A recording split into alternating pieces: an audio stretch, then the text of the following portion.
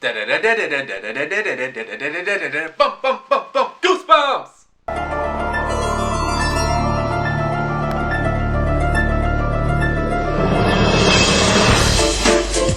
Yes, it's October again. Time to get ready for Halloween, and that means it's time to dive back into the horror phenomenon of the 90s, Goosebumps by R.L. Stine. Last year, we looked at the first 31 books of the original line. This year, we'll cap it off with the other 31. The fact that the series is able to fill 2 Octobers is just a coincidence. It's definitely going to be interesting this year because, as far as I can tell, not many people talk about the later Goosebumps books. Quick game. Off the top of your head, name the first 5 Goosebumps books you remember. Go!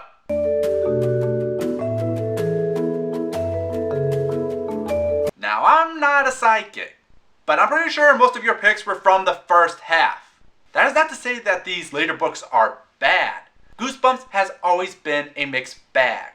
What with its formulaic structure, predictable plots, twists that can break the entire story, and forgettable two-dimensional protagonists. Seriously, outside of Carly Beth, can anyone remember a single Goosebumps protagonist? It was also at this point that Goosebumps was at its peak, with a new book coming out each month.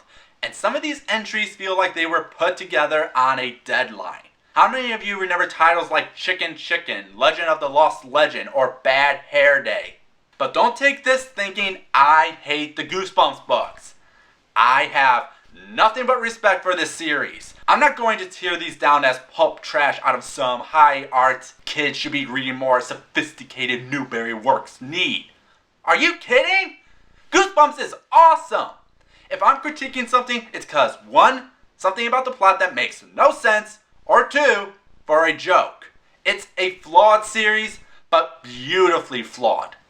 So relax. It's all in the name of good fun. Like Goosebumps. R.L. Stine knows what this series is all about. Silly, cheesy pulp horror fun for kids, giving us nightmares for weeks to come.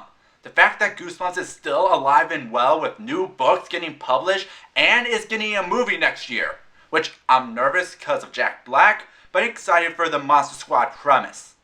Hell, after reading all 62 books, I have to see it just to see all the inside jokes. I think Goosebumps is a series we should look into. My God, I don't know a single person who hasn't loved Goosebumps. Nor do some people today realize just how big this series really was. This and Animorphs pretty much defied children's books in the 90s. When something is that big, of course it deserves a look over. I've already given an overview of the series back last year, but just as a refresher. 1. I never read these books as a kid. I'm a tried and true scaredy cat, so these reviews are not under the rosy protection of nostalgia. No one is safe. 2.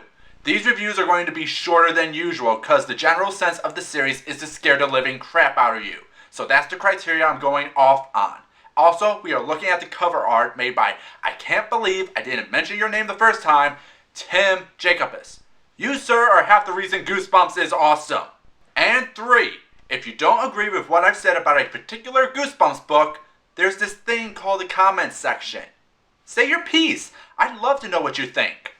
Alright, with all that out of the way, ladies and gentlemen, boys and girls, people of all ages, my name is David Popovich, aka the Bookworm, and welcome back to Bookworms Goosebumps Retrospective. Part 2. Viewers beware, you're in for a scare.